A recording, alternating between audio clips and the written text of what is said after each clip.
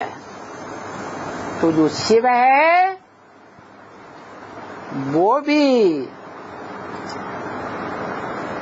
तब ही बनता है जब ऐसी याद की अवस्था में लीन हो जाए कि पता ही न चले कि ये शिव है या कोई देहधारी मनुष्य आत्मा है। क्या कहा?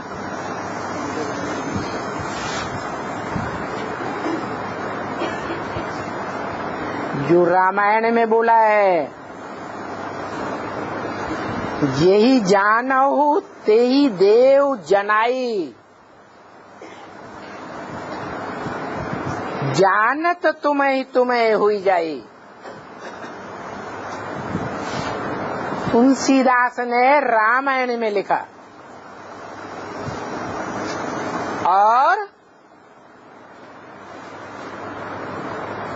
भगवान बाप के लिए बोला। क्या बोला? यही जानो, तुम जिसको जानते हो, तुम जिसको जानते हो, तीनों काल के रूप में जानते हो, पूरे रूप में जानते हो, अधूरे रूप में नहीं कि सतयुग त्रेता के रूप में जानते हो। सतयुग त्रेता में क्या पार्ट बजाता है, लेकिन वो त्रेता और सतयुग के बारे में नहीं जानते। कलयुग द्वापर में पार्ट बजाने वाले को जानते, तो पूरा जानते हो।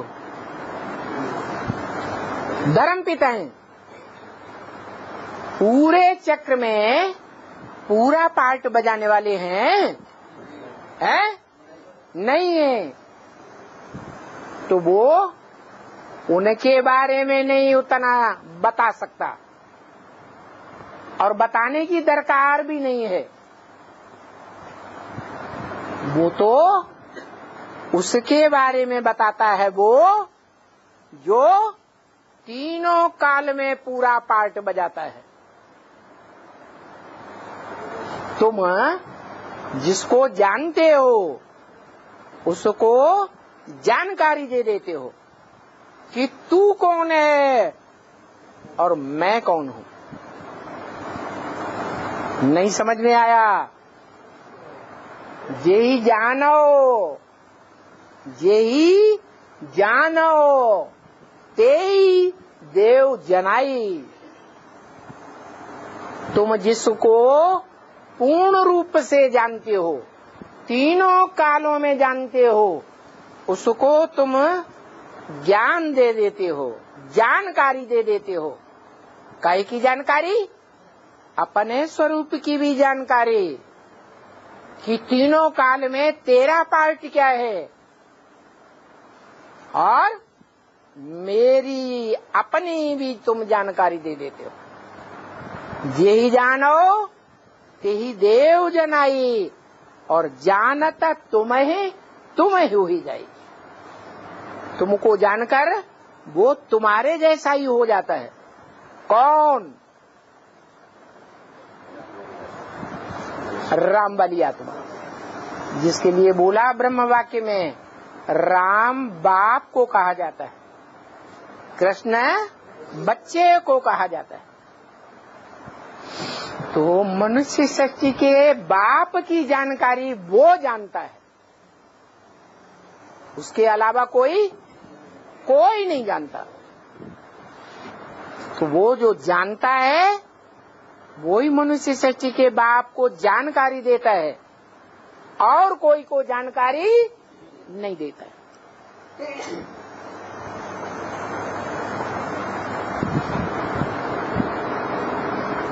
ब्राह्मणों की दुनिया में इसका प्रूफ क्या है?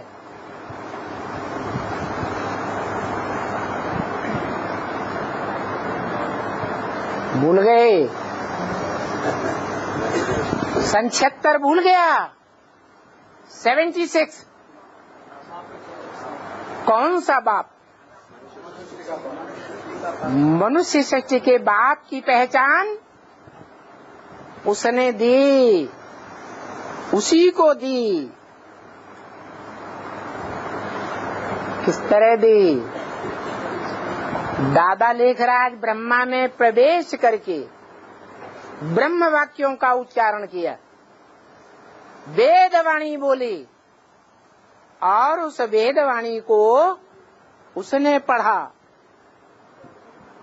ना, उसको सुप्रीम टीचर बन करके उसने पढ़ाया। उस वेदवाणी का क्लैरिफिकेशन सुप्रीम टीचर के अलावा कोई दे सकता है? तो उस सुप्रीम टीचर ने, जो सुप्रीम बाप भी है, उसने दादा लेखराज ब्रह्मा के तन में बैठ करके गीता ज्ञान उच्चारण किया। इसके लिए बोला ये गीता ज्ञान है, गीता ज्ञान अमृत नहीं है।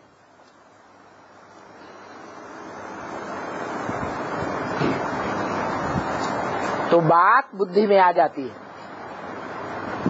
ब्रह्मा के मुख से, दादा लेखराज के मुख से शिव बाप ने जो बोला वो गीता ज्ञान बोला, अमृत उच्चारण नहीं हुआ, अमृत नहीं निकला,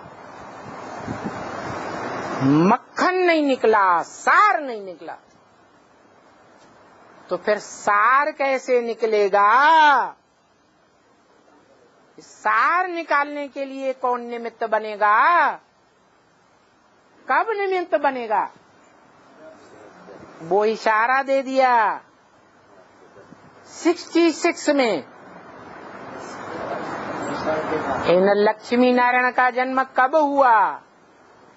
आज से 10 वर्ष कम 5000 वर्ष हुआ, 76 आया उस हिसाब से। 10 वर्ष में पुरानी ब्राह्मणों की दुनिया का विनाश। 66 में बोला, 66 में 10 वर्ष में ब्राह्मणों की, माने ब्रह्मा कुमार कुमारियों की पुरानी दुनिया का विनाश हो जाएगा, विघटन हो जाएगा, टूट फूट शुरू हो जाएगी और नई दुनिया की शुरुआत हो जाएगी। लक्ष्मी नारायण का चित्र देख लो उठा के, उसमें नीचे लिखा हुआ है 10 साल की घोषणा। ज्ञानपत्र पत्रिका में भी छपी हुई है। मुरलियों में तो 10 साल की घोषणा बार बार बोली गई है। गवर्नमेंट को उस समय मेमोरेंडम भी दिया गया था।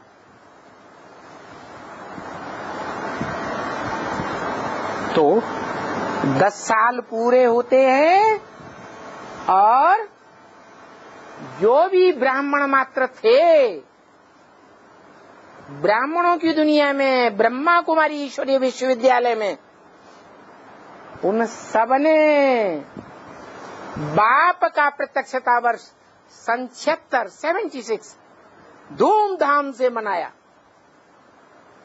लेकिन ये किसी ने नहीं जाना ये कौन से बाप का प्रत्यक्षता वर्ष था, क्योंकि बेहद के 2 बाप बताए, एक आत्माओं का बाप और एक मनुष्य सृष्टि का बाप। तो आत्माओं का बाप, उसके बारे में तो सन 36 से जानकारी मिल रही है कि ज्योति बिंदु आत्माओं का बाप ज्योति बिंदु शिव पहले लाल लाइट के गोले के रूप में याद करती थी।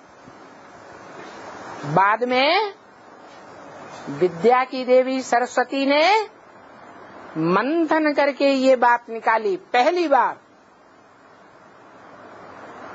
कि जब आत्माएं ज्योति बिंदु हैं तो बाप भी ज्योति बिंदु होना चाहिए। तब से उस लाल लाइट के गोले में बिंदु रखना शुरू कर दिया। तो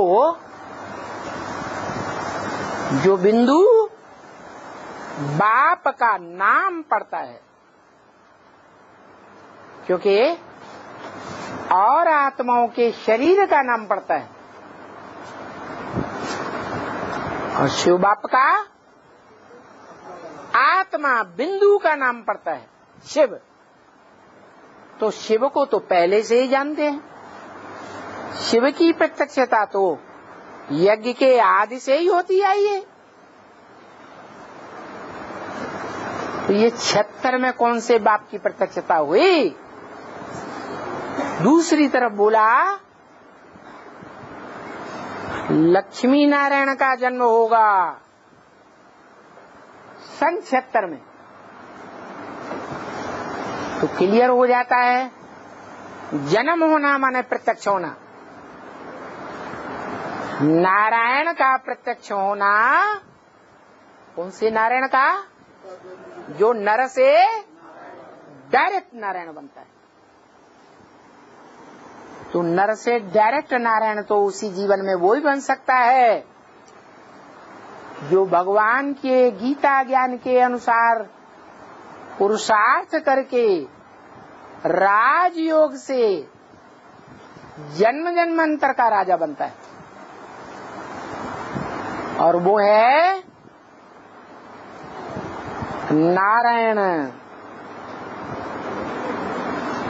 जो नर नारायण कहा जाता है। पहले जन्म में नर था और उसी जन्म में राजयोग सीख करके क्या बन गया?